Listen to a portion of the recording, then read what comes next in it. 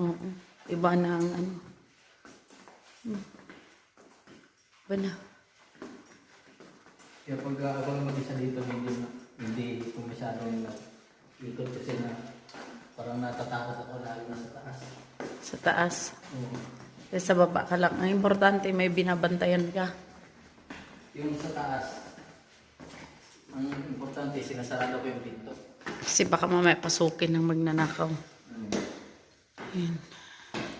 Akit natin sa taas. Nakita mo, madilim na. Madilim na dito. Oh.